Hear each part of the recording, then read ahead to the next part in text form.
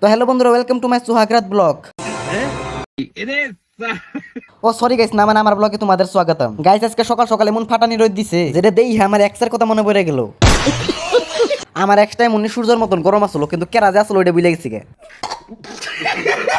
তো যাই হোক গাইস, আমি এই অল্প খেতে মধ্যে গরু গিলারে ছাওয়াই তুইতে, না হলে এই গরমের মধ্যে গরু গিলার অবস্থা একদম খারাপ হয়ে যাবো। বাড়িতে হ্যাঁ বন্ধুরা দিলাম এক বোতল ঘট ঘট করে জল মাইরে, শালা এই গরু কয়টা দেখতে আমার এই অবস্থা, তাইতে আবার বোবালুম।